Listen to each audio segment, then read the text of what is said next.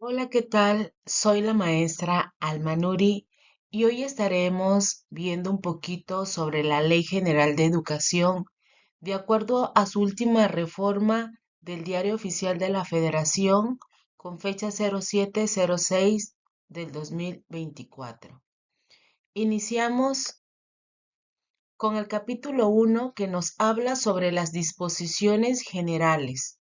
En su artículo 1 nos habla que las disposiciones deben de ser y serán de orden público, de interés social y de observancia general en toda la República. Al hablar de observancia, estaremos hablando de que esta ley se cumpla de manera exacta y puntual y que pueda ser ejecutada tal cual. Su objeto es regular la educación que imparte el Estado, Federación, Estado, Ciudad de México y municipios, sus organismos descentralizados y los particulares con autorización o con reconocimiento de validez oficial de estudios, la cual se considera un servicio público y estará sujeta a la Rectoría del Estado.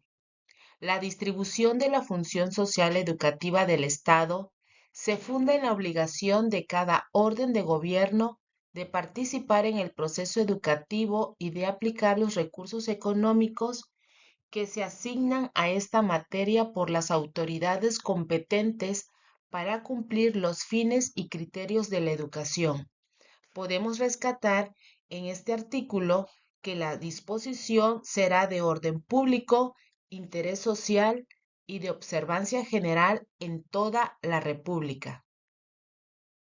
En su artículo 2, hace mención que el Estado priorizará el interés superior de niñas, niños, adolescentes y jóvenes en el ejercicio de su derecho a la educación.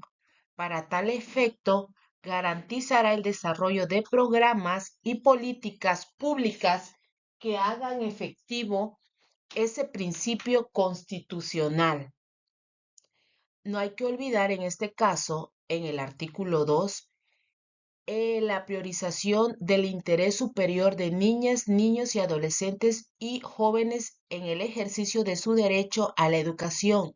Quiere decir que tenemos que tener como centro al niño, niña, adolescente y jóvenes como nuestro interés superior. En el artículo tercero nos habla que el Estado fomentará la participación activa de los educandos, madres y padres de familia o tutores, maestras y maestros, así como los pueblos indígenas y afromexicanos, así como de los distintos actores involucrados en el proceso educativo y en general de todo el sistema educativo nacional, para asegurar que éste extienda sus beneficios a todos los sectores sociales y regiones del país, a fin de contribuir al desarrollo económico, social y cultural de sus habitantes.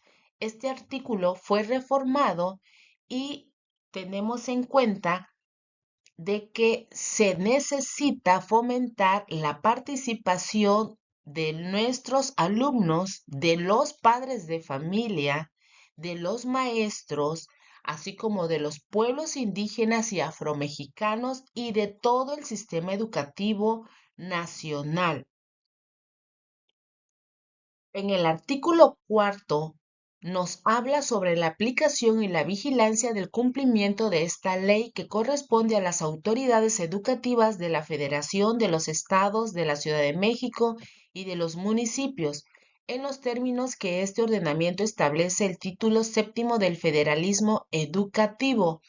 Para efectos de la presente ley, se entenderá por Autoridad Educativa Federal o Secretaría a la Secretaría de Educación Pública de la Administración Pública Federal. 2. Autoridad Educativa de los Estados y de la Ciudad de México al Ejecutivo de cada una de estas entidades federativas, así como a las instancias que, en su caso, establezcan para el ejercicio de la función social educativa. 3. Entendemos por autoridad educativa municipal al ayuntamiento de cada municipio. 4.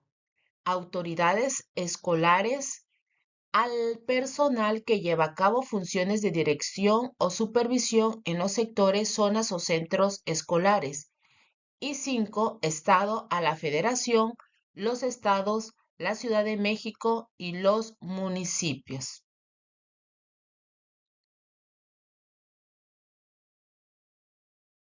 En el capítulo 2 se habla sobre del ejercicio del derecho a la educación.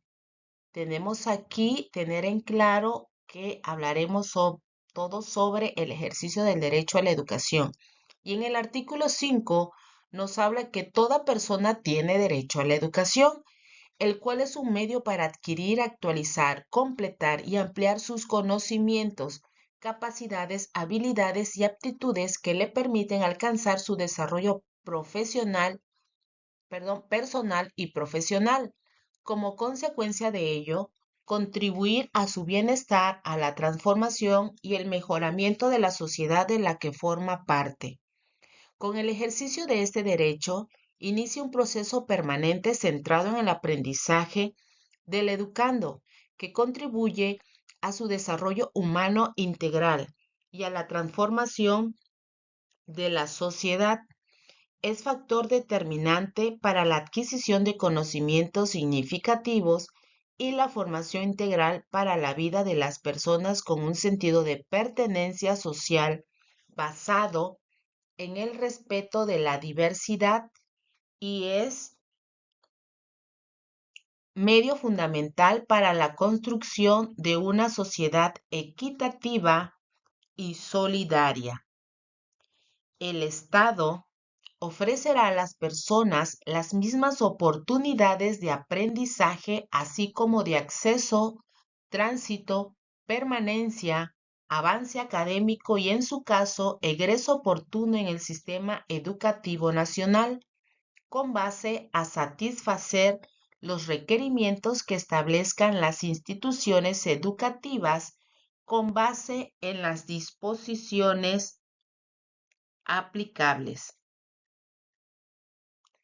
Toda persona gozará del derecho fundamental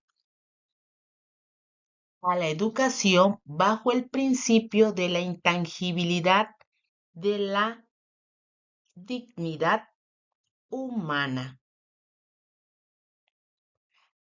Aquí cabe recalcar que en este artículo, al hablar del ejercicio del derecho a la educación, tener en claro que toda persona tiene derecho a la educación. ¿Para qué? Para contribuir, en este caso, a su bienestar y a la vez a la transformación de una sociedad mejor. Al estar o tener derecho a la educación, se inicia con un proceso permanente en el cual se centra el aprendizaje del educando. Tener en cuenta y muy claro, tenerlo, contribuir al desarrollo humano integral, es decir, que lleve un equilibrio en todos los entornos que pueda presentarse el, la persona o el educando y así pueda haber una transformación en la sociedad. También ofrecerá a las personas las mismas oportunidades de aprendizaje. El educando, cuando se tiene derecho a la educación, habrá de adquirir oportunidades iguales de aprendizaje, así como de acceso, de tránsito, de permanencia, avance académico o, en su caso, egreso oportuno en el sistema educativo nacional. Y estará bajo el principio de la intangibilidad de la dignidad humana, que quiere decir que este derecho a la educación no podrá ser tocado. En este caso, que es un valor que tiene el alumno. en el cual se debe de respetar y se debe de estimar como algo que tiene la persona. El artículo 6 nos habla que todas las personas habitantes del país deben cursar la educación preescolar, la primaria, la secundaria y la media superior. Es obligación de las mexicanas y los mexicanos hacer que sus hijas, hijos o pupilos menores de 18 años asistan a las escuelas para recibir educación obligatoria en los términos que establezca la ley, así como participar en su proceso educativo al revisar su progreso y desempeño, velando siempre por su bienestar y desarrollo. La educación inicial es un derecho de la niñez y es responsabilidad del Estado concientizar sobre su importancia y garantizarla conforme a lo dispuesto en la presente ley. La obligatoriedad de la educación superior corresponde al Estado en los términos dispuestos por la fracción 10 del artículo 3 constitucional y las leyes en la materia. Además de impartir educación en los términos establecidos en la Constitución Política de los Estados Unidos Mexicanos, el Estado apoyará la investigación e innovación científica, humanística y tecnológica y alentará el fortalecimiento y la difusión de la cultura nacional y universal. En este caso, rescatemos que en el artículo 6, todas las personas que habiten la República Mexicana deben de cursar la educación preescolar, primaria, secundaria y media superior. Y será una obligación de todos los mexicanos y mexicanos, así como aquellos que estén dentro de nuestro sistema educativo nacional, recibir esta educación, que será, en este caso, en términos de la ley, obligatoria. En el artículo 7 del ejercicio del derecho a la educación, nos habla de que corresponde al Estado la rectoría de la educación y será impartida por este, además de obligatoria, será universal, al ser un derecho humano que corresponde a todas las personas por igual, por lo que, inciso A, extenderá sus beneficios sin discriminación alguna, de conformidad con lo dispuesto en el artículo 1 de la Constitución Política de los Estados Unidos Mexicanos. B. Tendrá especial énfasis en el estudio de la realidad y las culturas nacionales. En su artículo 7 rescatamos que aparte de ser obligatoria, debe ser universal. ¿Qué quiere decir con universal? Que tiene que ser para todos por ser un derecho humano. También en su artículo 7, aparte de ser obligatoria, universal, también nos habla que tiene que ser inclusiva. Y esta es eliminando toda forma de discriminación y exclusión, así como las demás condiciones estructurales que se convierten en barreras al aprendizaje y la participación, por lo que, inciso A, atenderá las capacidades, circunstancias, necesidades, estilos y ritmos de aprendizaje de los educandos. B. Eliminará las distintas barreras al aprendizaje y a la participación que enfrentan cada uno de los educandos, para lo cual las autoridades educativas, en el ámbito de su competencia, adoptarán medidas en favor de la accesibilidad y los ajustes razonables. C. Proveerá de los recursos técnicos pedagógicos y materiales necesarios para los servicios educativos. Y D.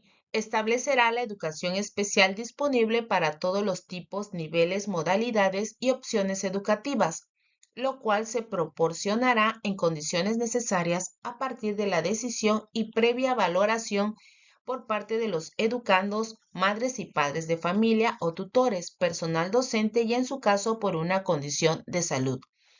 Cuando hablamos de ser una educación inclusiva, maestros, no nada más decimos que no debemos de discriminar, sino también qué es lo que tenemos que hacer para que sea inclusiva, que tenemos que atender las capacidades, los estilos y ritmos de aprendizaje, así como eliminar barreras. Entonces, eso engloba todo lo que es inclusivo. En su artículo 7, también, aparte de ser obligatoria, universal e inclusiva, será pública al ser impartida y administrada por el Estado, por lo que a. asegurará que el proceso educativo responda al interés social y a las finalidades de orden público para el beneficio de la nación. Y b. vigilará que la educación impartida por los particulares cumpla con las normas de orden público que rigen el proceso educativo al sistema educativo nacional, que se determinen en esta ley y demás disposiciones aplicables. Al hablar de pública, estaremos hablando de que se responde de acuerdo al interés social. En su artículo 7 también hace mención que la educación debe de ser gratuita, al ser un servicio público, es decir, de interés social garantizado por el Estado, por lo que se prohíbe el pago de cualquier contraprestación que impide o condicione la prestación de este servicio en la educación que imparte el Estado. No se podrá condicionar la inscripción, el acceso a los planteles, la aplicación de evaluaciones o exámenes, la entrega de documentos, de documentación a los educandos, al pago de contraprestación alguna, ni afectar en cualquier sentido la igualdad en el trato a los educandos. C. Las donaciones o aportaciones voluntarias destinadas a dicha educación en ningún caso se entenderán como contraprestación del servicio educativo. Las autoridades educativas, en el ámbito de su competencia, definirán los mecanismos para su regulación, destino, aplicación, transparencia y vigilancia. Además, tendrán la facultad de apoyarse en instituciones que determinen para tal fin. Cabe recordar o recalcar, maestros, que al hablar de gratuita debemos quitarnos de la cabeza para algunas pues autoridades, en este caso directores, si es en su caso, de que no podemos prohibirle prestar el servicio o el acceso a la educación a los niños por el hecho de no pagar una cuota. No se le debe de negar el acceso al alumno, pero se debe concientizar por parte de la sociedad de padres de familia el hecho de la cuota voluntaria para brindar mantenimiento a la institución, pero en ninguno de los casos no se le puede prohibir el acceso a los alumnos por el hecho de no pagar alguna cuota que se establezca. Será el trabajo de la Sociedad de Padres de Familia que haga esa concientización para poder mantener en buenas condiciones el plantel educativo. Y por último, tenemos que la educación debe ser laica, al mantenerse por completo ajena a cualquier doctrina religiosa. La educación impartida por los particulares con autorización o reconocimiento de validez oficial de estudios se sujetará a lo previsto en la fracción 6 del artículo 3 de la Constitución Política de los Estados Unidos Mexicanos y al título 11º de esta ley. Entonces, nuestra educación debe de estar completamente ajena a cualquier doctrina religiosa. Ahora bien, en el capítulo 3 se hablará de la equidad y la excelencia educativa, todo aquella que tenga que ver con lo equitativo y mantener una educación de excelencia. Y para esto, el artículo 8 nos habla que el Estado está obligado a prestar servicios educativos con equidad y excelencia. Las medidas que adopte para tal efecto estarán dirigidas de manera prioritaria a quienes pertenezcan a grupos y regiones con mayor rezago educativo, dispersos o que enfrenten situaciones de vulnerabilidad por circunstancias específicas de carácter socioeconómico, físico, mental, de identidad cultural, origen étnico nacional, situación migratoria o bien relacionadas con aspectos de género, preferencia sexual o prácticas culturales. Entonces, aquellas escuelas donde haya más rezago, donde haya más problemas de acuerdo a sus circunstancias que esté pasando, debe de ser mayor el servicio de equidad y de excelencia, debe de ser esa prioridad para aquellos sectores donde haya mucho rezago educativo, donde haya problemas de identidad cultural, de origen étnico nacional, se debe de prestar, en este caso, una educación con mucha equidad y de mucha excelencia. En el artículo 9 nos habla de que las autoridades educativas en el ámbito de sus respectivas competencias y con la finalidad de establecer condiciones que permitan el ejercicio pleno del derecho a la educación de cada persona con equidad y excelencia, realizarán entre otras las siguientes acciones. 1. Establecer políticas incluyentes, transversales y con respectivas de género para otorgar becas y demás apoyos económicos que prioricen a los educandos que enfrentan condiciones socioeconómicas que les impiden ejercer su derecho a la educación. 2. Impulsar en coordinación con las autoridades en la materia programas de acceso gratuitos a eventos culturales para educandos en vulnerabilidad social. 3. Apoyar conforme a las disposiciones que para tal efecto emitan las autoridades educativas a estudiantes de educación media superior y de educación superior con alto rendimiento escolar para que puedan participar en programas de intercambio académico en el país o en el extranjero. 4. Celebrar convenios para que las instituciones que presten servicios de estancias infantiles faciliten la incorporación de las hijas o hijos de estudiantes que lo requieran, con el objeto de que no interrumpan o abandonen sus estudios. Cabe mencionar que estas son opciones que las autoridades educativas pueden implementar para brindar una educación de equidad y de excelencia educativa con pleno derecho a la educación de cada persona. 5. Dar a conocer y, en su caso, fomentar diversas acciones educativas con la educación abierta y a distancia mediante el aprovechamiento de las plataformas digitales, la televisión educativa y las tecnologías de la información, comunicación, conocimiento y aprendizaje digital. En esta ocasión, no solamente la educación es de forma presencial, sino también habla que también está la opción de una educación abierta y a distancia, por lo que se vivió en pandemia mediante el aprovechamiento de las diferentes plataformas, tanto digitales como educación educativa y tecnologías.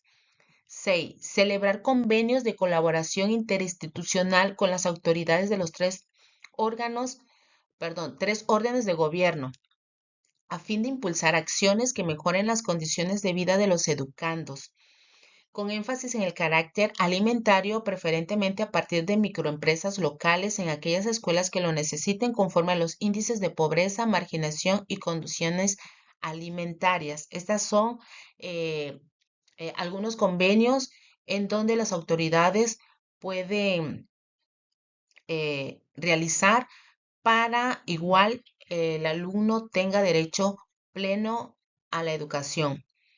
7. Fomentar programas de incentivos dirigidos a las maestras y maestros que presten sus servicios en localidades aisladas, zonas urbanas marginadas y de alta conflictividad social para fomentar el arraigo en sus comunidades y cumplir con el calendario escolar.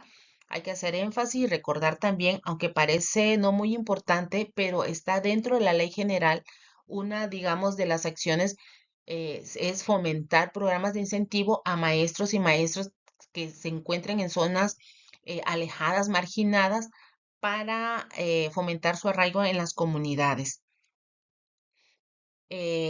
8. Establecer de forma gradual y progresiva, de acuerdo con la suficiencia presupuestal, escuelas con horario completo en educación básica, con jornadas de entre 6 y 8 horas diarias para promover un mejor aprovechamiento del tiempo disponible, generar un mayor desempeño académico y desarrollar integral de los educandos. También es otra de las acciones. Eh, 9. Facilitar el acceso a la educación básica y media superior, previo cumplimiento de los requisitos que para tal efecto se establezcan, aun cuando los solicitantes carezcan de documentos académicos o identidad. Esa obligación se tendrá por satisfecha con el ofrecimiento de servicios educativos en los términos de este capítulo y de conformidad con los lineamientos que emita la Secretaría. Así que, maestros, aunque muchas veces nuestro eh, nuestra autoridad nos pida los documentos, está dentro de la ley que aunque no tengan los documentos o carezcan de ellos, no se le puede negar el acceso a la educación. Se tendrá que buscar algunas alternativas para que vayan regularizando esa documentación, pero el hecho de que no los presente en el momento no se le puede negar ese acceso. Se tiene que facilitarle ese acceso a la educación, tanto educación básica y media superior. Las autoridades educativas ofrecerán opciones que faciliten la obtención de los documentos académicos y celebrarán convenios de colaboración con las instituciones competentes para la obtención de los documentos de la identidad. Asimismo, en el caso de la educación básica y media superior, se le ubicará en el nivel y grado que corresponda, conforme a la edad de desarrollo cognitivo, la madurez emocional y, en su caso, los conocimientos que demuestren los educandos mediante las evaluaciones correspondientes. Y las autoridades educativas promoverán acciones similares para el caso de la educación superior. Bueno, esta es la misma del anterior. 10. Adoptar las medidas para que, con independencia de su nacionalidad o condición migratoria, las niñas, niños, adolescentes y jóvenes que utilicen los servicios educativos públicos ejerzan los derechos y gocen de los beneficios con los que cuentan los educandos nacionales, instrumentándose estrategias para facilitar su incorporación y permanencia en el sistema educativo nacional. Recordemos que no por ser migrantes, de acuerdo a su condición nacional, racial, no se le puede negar el acceso a la educación. Aunque no tenga los documentos, se le tiene que brindar la educación, el acceso a la educación y buscar las alternativas, maestros, para luego regularizar toda su documentación. 11. Promover medidas para facilitar y garantizar la incorporación y permanencia a los servicios educativos públicos a las niñas, niños, adolescentes y jóvenes que hayan sido repatriados a nuestro país, regresen voluntariamente o enfrenten situaciones de desplazamiento o migración interna. 12. Proporcionar a los educandos los libros de texto gratuitos y materiales educativos impresos o en formatos digitales para la educación básica, garantizando su distribución y fomentar programas que coadyuven a la mejora de la educación para alcanzar su excelencia. Aunque esta acción pareciera no muy importante, maestros, hay que recordarla que una de las acciones para que el alumno tenga una educación equitativa y de excelencia, se proporcionarán los libros de texto gratuitos y materiales educativos impresos.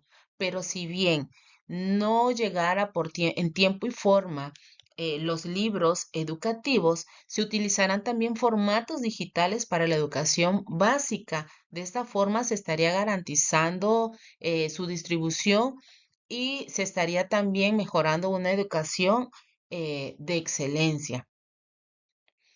Y en el artículo 10, el Ejecutivo Federal, el gobierno de cada entidad federativa y los ayuntamientos podrán celebrar convenios para coordinar las actividades a que se refiere el presente capítulo. Y es así, maestros, como llegamos al final de esta diapositiva. Si les gustó, déjenmelo en los comentarios para continuar con el siguiente título que nos habla, el título segundo, que nos habla de la nueva escuela mexicana. Y estaríamos hablando del capítulo 1 de la función que tiene la nueva escuela mexicana. Pero hasta ahorita eso sería todo, en la cual estuvimos hablando del capítulo 1 que nos habló sobre las disposiciones generales, del capítulo 2 del ejercicio del derecho a la educación y del capítulo 3 de la equidad y excelencia educativa. Bueno, eso ha sido todo hasta el momento y si les gustó, déjenmelo en los comentarios para que yo continuemos hablando sobre la Ley General de Educación en su título segundo de la función de la nueva escuela mexicana.